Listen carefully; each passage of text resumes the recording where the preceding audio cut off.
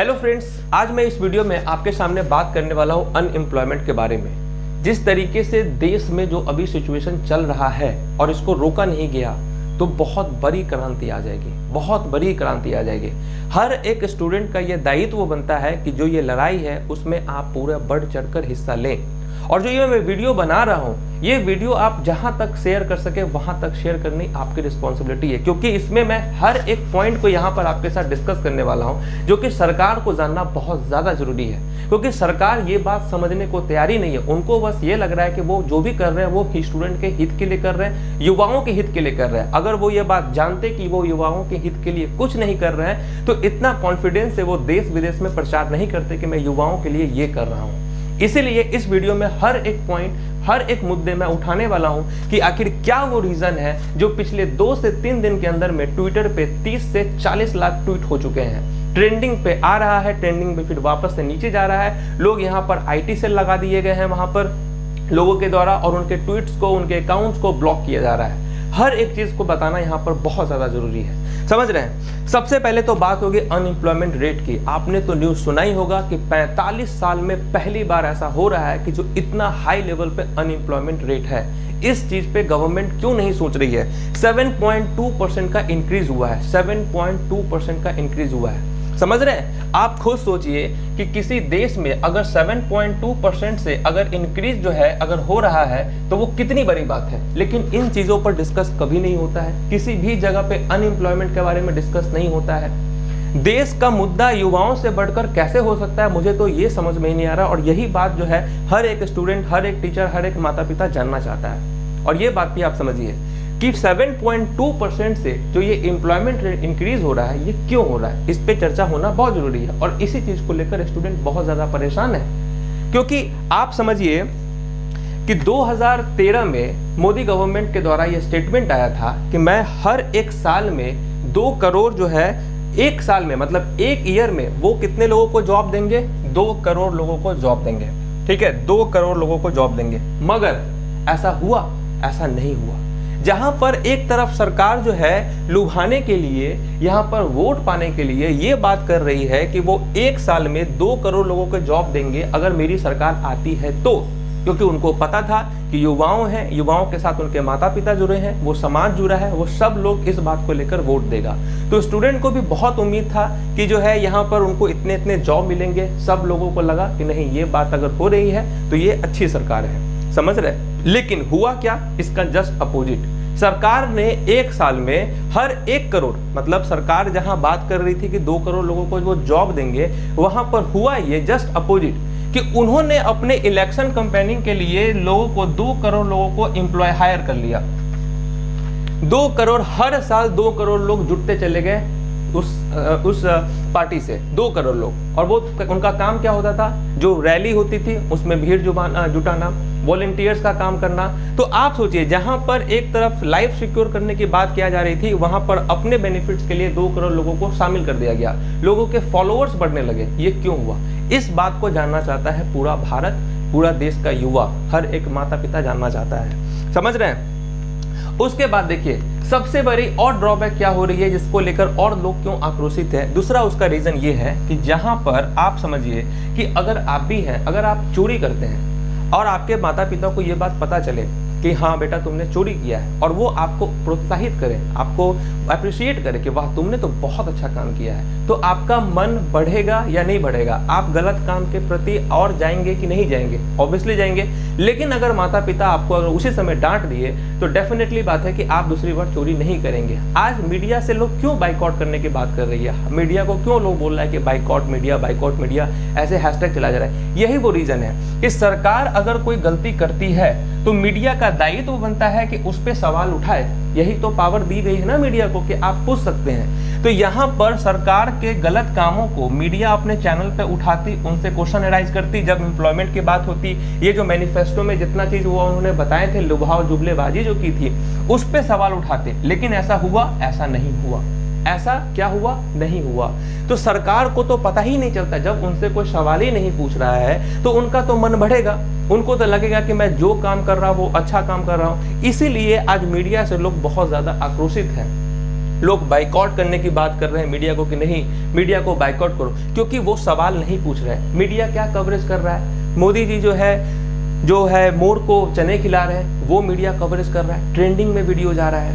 मोदी जी क्या पहनते हैं, उनको क्या पसंद है, ये सब लोग इस चीज में मीडिया उनसे पूछ रहा है क्वेश्चन। मीडिया आज मोदी जी का इंटरव्यू कौन ले रहे हैं, तो बड़े बड़े सेलिब्रिटी ले रहे हैं, लेकिन वो किसी अच्छे टीवी पे जाकर जो है अच्छे चैनल पे जाकर अपना इंटरव्यू नहीं दे रहे हैं। समझ रहे हैं, इतने खराब स्टेटमेंट युवाओं को लेकर के लोग पकोड़े बेचे, खिलौने बेचे, इस तरीके की बात हुई, लेकिन इस पर भी उन पे कोई सवाल जवाब नहीं हुआ। क्यों हुआ? यही वो रीजन है कि मीडिया का काम आज वो सारे टीचर्स कर रहे हैं। यूट्यूब पर जितने भी टीचर्स हैं वो सब काम कर रहे हैं मीडिया का। बड़े बड़े जो सर लोग हैं, जो इंस्टीट्यूशन के हेड हैं, वो लोग आज फेस बने हुए हैं, वही लोग मीडिया का काम कर रहे हैं और अपना वो काम बहुत ही बेहतरीन तरीके से कर रहे हैं। तो ये चीज है जो काम तो इसीलिए सरकार का मन बढ़ गया है, सरकार सोच नहीं पा रहा है, ये सबसे बड़ी पॉइंट है। समझ रहे हैं? उसके बाद आपको मैं एक चीज और, एक बहुत चौंकाने वाला फैक्ट आपको बता दूं कि सबसे ज्यादा नौकरी छीनने वाली, सबसे ज्यादा मतलब ऐसा है कि चलिए ठीक है आपने 2 करोड़ लोगों को जॉब देने के बाद की आपने नहीं दी, लेकिन यहां तो उसका भी अपोजिट हो गया। चौंकाने वाला सच्चाई ये है कि मोदी सरकार ने पिछले 5 साल के अंदर में 4 करोड़ लोगों का जॉब छीन लिया है।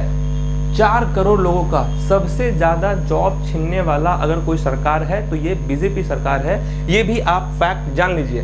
हालांकि ये बहुत जो मोदी भक्त लोग हैं उनको ये मेरी बात खटेगी, हो सकता है कि मेरी वीडियो को डिलीट वापस से करवा दिया जाए, इससे पहले करवाए आप शेयर जरूर कर देना, ठीक है। तो आप समझिए कि सबसे ज्यादा नौकरी छीनने वाला पीएम जो है इस वक्त आपके सामने, देश के सामने है। फैसला आपको करना है कि क्या ये सही है या गलत है। ऑब्वियसली गलत है, इस पे कोई मीडिया में कोई बात नहीं हुई, तो ऑब्वियसली बात है सरकार को तो लगेगा कि वो बहुत अच्छा काम की है। समझ रहे हैं? ये चीज सबसे बड़ी चौंकाने वाली बात है। उसके बाद मैं आपको और एक डाटा दिखाना चाहता हूँ कि देखिए, आप ही जानते हो देश में सबसे ज्यादा अगर फॉर्म भरा जाता है तो 3 ही सेक्टर में भरा जाता है, रेलवे, बैंक और आपका एसएससी। आप यहाँ पर डाटा देखिए बैंकिंग का।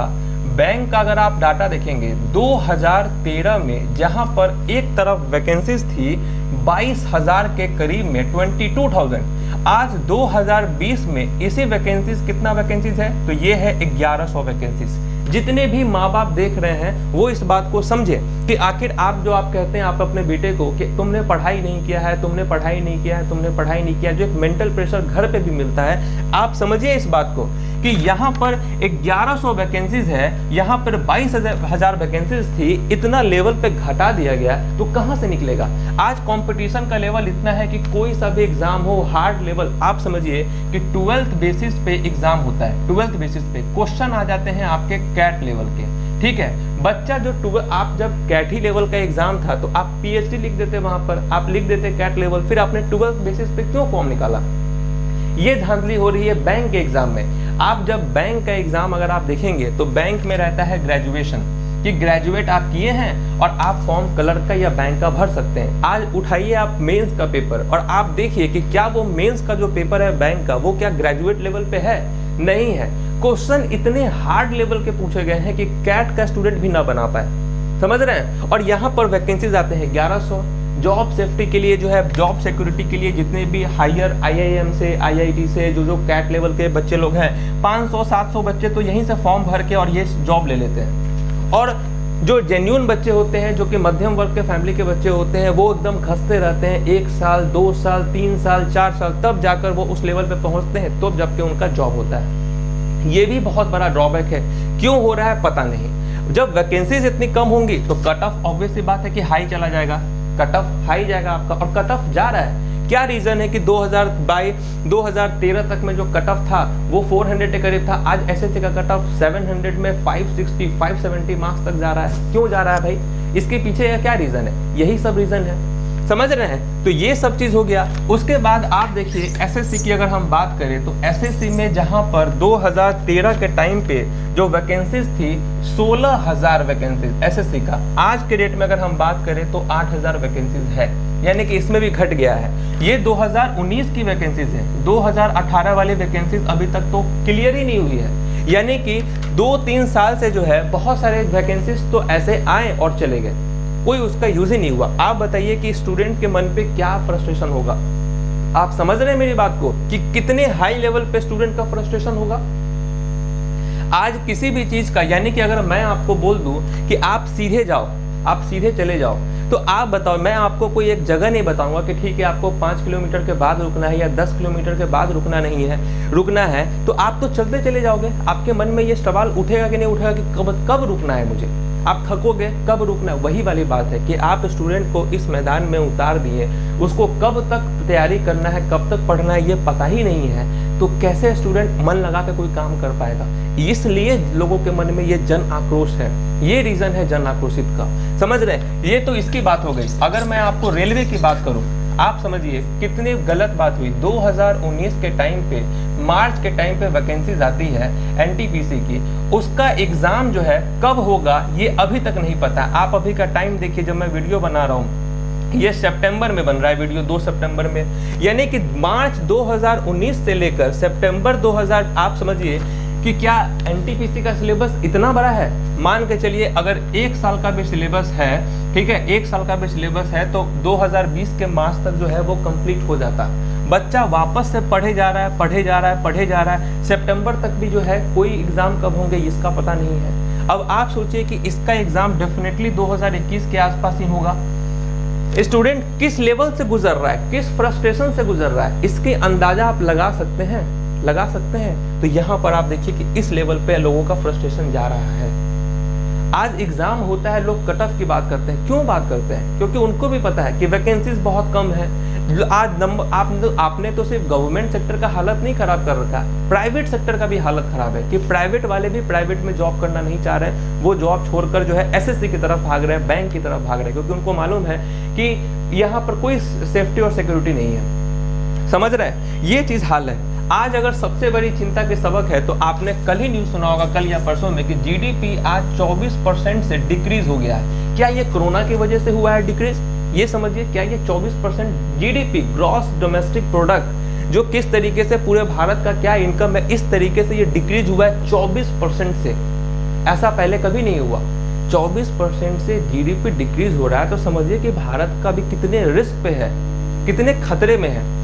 फिर भी किसी के कानों पर, किसी के मीडिया वाले के कानों पर जू तक नहीं लगेगी, इस टॉपिक पे बात नहीं होगा। क्यों नहीं, कैसे नहीं जन आक्रोश होगा किसी के मन में, ये भी तो समझने वाली बात है। ये सब टॉपिक पे बात हो रही है, समझ रहे हैं। जीडीपी अभी देखिए, कल कहीं मैंने देख रहा था कि यहाँ पर आरआरबी मुंबई एएलपी को ज्वाइनिंग नहीं दिया गया 1 साल से। क्यों नहीं दिया गया? मतलब कि कोई किसी का आप सब कुछ क्लियर करवा दिए, मेडिकल हो गया, इंटरव्यू हो गया, सब क्लियर हो गया, और आपने 1-1.5 साल से उसको ज्वाइनिंग नहीं दिया। ये कितनी गलत बात है, ये कितनी गलत बात है कि इस चीज पे भी लोग जन आक्रोशित हैं। आज आप सवाल पूछ रहे हैं कि भाई लोग ऐसे ही हल्ला कर रहे हैं, क्यों हल्ला कर रहे हैं? मैं आपको तो सारा रीजन बता रहा हूँ कि क्यों हल्ला कर रहे हैं, ये चीज समझ रहे हैं। उसके बाद देखिए एसएससी, आपको भी मालूम है यूपीएससी के बाद कोई एग्जाम अगर अच्छा अवेलेबल होता है जो सेंट्रल की होती है, वो होता है एसएससी का एग्जाम। इस एग्जाम, ये एक ऐसा कैंसर हो चुका है, ठीक है, कि आज इस पे किसी को विश्वास ही नहीं है, किसी को विश्वास नहीं है। समझिए कि जब आप क्वेश्चन सेट करते हैं, इसमें कितना धांधली होता है वो मैं आपको बताता हूँ। कितना गिरा हुआ ये संस्थान है ये मैं आपको बताता हूँ कि 100 क्वेश्चन पूछे जाते हैं और हर एक एग्जाम में 10 क्वेश्चन ऑन एन एवरेज गलत होते हैं, समझ रहे। और इस गलत क्वेश्चन के लिए यहाँ पर 100 रुपीज लिया जाता है। आप समझिए फ्रस्ट्रेशन लेवल कितना ऊपर तक जाएगा कि कोई बच्चा एग्जाम देने जा रहा है और उस एग्जाम में गलत क्वेश्चन पूछे जा रहे हैं, गलत क्वेश्चन पूछने की वजह से उसका एग्जाम खराब हो रहा है, और उसके बाद उस करेक्शन के लिए उस इंस्टीट्यूशन को पैसा पे करना पड़ रहा है 100 रुपीज, समझ रहे हैं। अब आप समझिए कि 10 लाख लोग अगर फॉर्म भरते हैं, मतलब मिनिमम, ये आपको मिनिमम बता रहा हूँ डाटा, कि 10 लाख लोग फॉर्म भर रहे हैं, और अगर एक स्टूडेंट भी अगर 100 रुपया देकर ठीक करवाने जाता है क्वेश्चन, तो आप समझिए कि इसमें आप 10 लाख को 100 से मल्टीप्लाई कीजिए, कितना रुपया होगा। तो इस तरीके का भी धांधली आज से नहीं बहुत सालों से चलता आ रहा है। कैसे नहीं मन में आक्रोशित आएगा, कैसे नहीं हमारी आवाज ऊपर तक जाएगी, कैसे नहीं बुलंद होगी आवाज। तो यही रीजन है कि आपको क्रिटिसाइज किया जा रहा है और आप समझने को तैयार नहीं है कि 100 क्वेश्चंस में से 10 क्वेश्चन गलत हैं और इतने लोग उसके लिए भी पैसा लिया, जबकि आपकी जवाबदेही है। अगर आप बताइए, एक बात बताइए कि आप गए मॉल में, छोटी सी बात है, आप मॉल में गए, मॉल में जाने के बाद आप वहां से कोई सामान लिए और सामान अगर डिफेक्टिव हो अगर सामान डिफेक्टिव हो तो क्या सामान डिफेक्टिव होने के बाद आप तो जाते हैं उसके मुंह पे मार के आते हैं कि भाई मेरा सामान तो खराब है, वो वाला वापस से आपको फिर से नया सामान देता है। लेकिन यहाँ क्या होता है, इन लोगों का मन इतना बढ़ चुका है कि यहाँ पर गलत क्वेश्चन पूछने के बाद भी आपसे ही पैसा लिया जाता है। आप पैसा पे करते हो कि नहीं भाई 100 रुपया लो रखो मेरे को, क्योंकि आपको तो डर है, क्योंकि आपके एक क्वेश्चन गलत होने का मतलब कितना हो गया, 2.5 मार्क्स आपके मार्क्स की बात है। तो यहाँ पर इतने क्वेश्चन गलत हो रहे हैं। मेंस जैसा एग्जाम, चलिए ये तो प्री की बात हो गई, मेंस जैसे एग्जाम में भी 2017 के टाइम पे 10 से 15 क्वेश्चन गलत थे। ये सब चाय टाइप का धांधली होता है एग्जाम में, लेकिन इसकी खबर क्या आप तक, आपके कानों तक पहुंची है? ये बात मेरी आपसे पूछ रहा हूँ कि ये बात आपके कानों तक पहुंची? नहीं पहुंची। ठीक है, स्टूडेंट को जितना परेशान किया जा रहा है, जितना टॉर्चर किया जा रहा है, उन्होंने वो भी आज डरता है स्टूडेंट कि भाई जैसे होता है ना कि मुझे इस चीज़ में मत लाना। आज स्टूडेंट डरता है कि भगवान मेरा ऐसा टाइम मत लाओ कि मैं एक स्टूडेंट बनूं और मुझे सरकारी नौकरी की तैयारी करना पड़े। इतना लोग डर चुके हैं। यही रीज़न है कि आज जन आंदोलन इतना बड़ा हो चुका है और इस चीज़ को और बड़ा करना है। समझ रहे हैं? कोई भी एग्ज़ाम टाइम पे नहीं हो रहा है, कोई भी वैकेंसीज एक आती है वो उसके बाद कब जाती है इसका भी कोई पता नहीं है। एक साल के अंदर में जो है कोई एग्जाम क्लियर नहीं होता है। ये सब रीज़न है।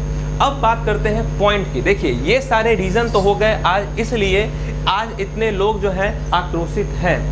मेरा आप लोगों से सभी से यही रिक्वेस्ट है, जितनी भी सरकार है उनसे मेरा हाथ जोड़कर यही निवेदन है कि आप समझिए 3-4 चीज़ों को बस आप ठीक करवा दीजिए।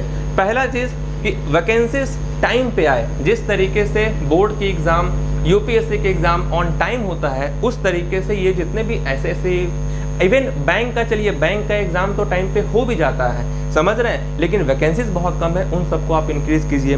लेकिन रेलवे, एसएससी, इसका अगर एग्ज़ाम आता है तो 1 साल के अंदर में उस एग्ज़ाम को आप क्लियर करवाइए। ये आपकी रिस्पॉन्सिबिलिटी है, बस हम लोग इसकी सुधार चाहते हैं।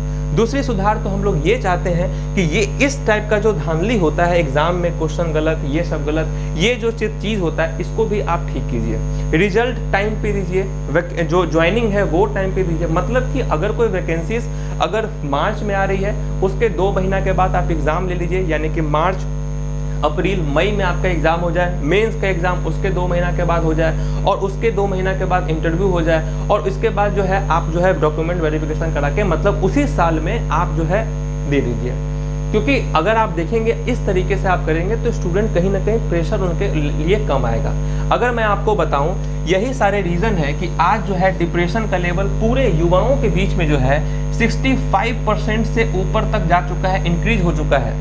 अगर डिप्रेशन का लेवल आप देखिए पिछले 5 साल का आप ऑन ट्रैक रिकॉर्ड निकाले तो 65% इंक्रीज हो चुका है। जो सुसाइडल रेट है वो 10% से ज़्यादा इंक्रीज हो चुका है। सुसाइडल रेट, इतने लोग सुसाइड करने पे मजबूर हो गए हैं। आपको शायद ये डाटा नहीं दिखाया जाता है, बट ये सच्चाई है। सच्चाई को भी सुनना आपकी जिम्मेवारी है। आज यही सब चीज़ है कि आपको इन चीज़ों पे बात करनी होगी। अब टाइम आ गया है कि इन चीज़ों पे आप बात करें, इन चीज़ों को आप समझें, तभी कुछ होने वाला है। और मेरा सारे स्टूडेंट्स से ये अपील है कि जो हैशटैग जो चलाया जा रहा है, speak up for SSC railway student, SSC declare result, इन सब चीज़ों पे बढ़ चढ़कर हिस्सा लें, क्योंकि आपकी लड़ाई है और इस लड़ाई को आपको ही लड़ना पड़ेगा, दूसरा कोई नहीं लड़ेगा। भारत की आज़ादी के लिए भारत के लोग ने लड़ाई लड़ी थी, उनके लिए स्विट्जरलैंड, इंग्लैंड से लोग नहीं आए थे लड़ने के लिए, उन्होंने लड़ी। और उस समय तो उतनी टेक्नोलॉजी भी नहीं थी, लोगों को जागरूक करने के लिए वहाँ पर उस समय सोशल मीडिया भी नहीं थी, लोग एक दूसरे से बात सुनकर ही उस आंदोलन में हिस्सा लिए थे। आज आपके पास सोशल मीडिया है, ट्विटर है, फेसबुक है, व्हाट्सअप है, टेलीग्राम है, हर एक चीज़ आपके पास मौजूद है। अपनी बातों को ज़्यादा से ज़्यादा स्टूडेंट्स तक, सब लोगों के साथ शेयर करें, सब लोगों को एकजुट करें, क्योंकि एकता में ही बल है। और अगर हमने, वही तो कहावत है ना कि हमें तो अपनों ने लूटा, गैरों में कहाँ दम था। हमने तो प्रिपरेशन बहुत अच्छी ही की थी, बट ये जो सरकार है ना, उनके इरादों में ही खोट था। यही वो रीज़न है जिसकी वजह से जो है आज सब लोग पढ़ाई लिखाई छोड़कर और इन कंपेनिंग में लगे हुए हैं। आखिर आप लोगों ने अपने तरह हम लोगों को बना ही दिया है कि जिस तरीके से आपके रैलियों में वो बेरोजगार, वो जो गरीब लोग आपके रैली में आकर जो आपकी जो प्रचार करते हैं, आज हम लोगों को भी रैली निकालने की नौबत आ गई है। थैंक्स टू कोरोना कि आज हमारी बात जो है वो सिर्फ और सिर्फ डिजिटल प्लेटफॉर्म पे है, सोशल मीडिया प्लेटफॉर्म पे है। लेकिन अगर कोरोना नहीं होती तो ये आवाज़ उठाने के लिए दिल्ली के सड़कों पे भी हम सारे लोग पहुंच चुके होते। और ये मैं आपसे लिखित दे सकता हूं कि अगर सारे स्टूडेंट, सारे टीचर, सारे पेरेंट्स अगर एक साथ आ गए तो देश में जगह नहीं बचेगी। इस क्रांति के लिए। और दिल्ली तो बहुत छोटी सी जगह हो गई है, समझ रहे हैं, दिल्ली बहुत छोटी सी जगह हुई है और आप बहुत अच्छे तरीके से पूरा एकदम आप जो है सामने आ जाओगे, आपका जो ये काला चेहरा है ना वो सामने आ जाएगा। और मीडिया, शर्म करो, शेम ऑन यू, शर्म करो। पैसे के लिए कितना बिकोगे? अगर तुम्हारे भी बच्चे अगर तैयारी कर रहे होते ना सरकारी नौकरी की, तब तुमको समझ में आता उनका दर्द, उनका पेन। लेकिन तुम्हारे बच्चे तो तैयारी कर नहीं रहे होंगे, तुम्हारे बच्चे तो तुम्हारी तरह लोगों को मूर्ख बना रहे होंगे, समझ रहे हो, शी बना रहे होंगे। यही बात है, तो समझो इन चीजों को। ये है हमारे देश का युवाओं का सच्चाई, ये है लोगों के अंदर की जो अंदर में जो उठ रहा है ना वोल्केनो, जो ज्वालामुखी गुस्सों का, वो है सच्चाई कि क्या है वो रीजन, समझ रहे हैं। बस आपसे यही उम्मीद है कि इस चीज को 5 सितंबर तक पूरा हाई लेवल पे लेके जाएं। टीचर्स डे के दिन 5 को जो है 5 सितंबर को टीचर्स डे है और टीचर्स डे के दिन और जन आंदोलन को एकदम हाई लेवल पे पहुंचाना है, समझ रहे हैं, एकदम हाई लेवल पे पहुंचाना है। और जितने टीचर्स हैं उन सबसे भी रिक्वेस्ट है कि आप लोग अपने इसी तरीके से जो आप बना रहे हैं वीडियोस उसको बनाते रहें, स्टूडेंट को इन्फ्लुएंस करते रहें और इस मुहिम को इस तरीके से व्यर्थ नहीं जाने दें, समझ गए। जय हिंद, जय भारत। और इस वीडियो को जितना शेयर कर सकते हैं उतना आप शेयर कर दीजिए। Thank you so much.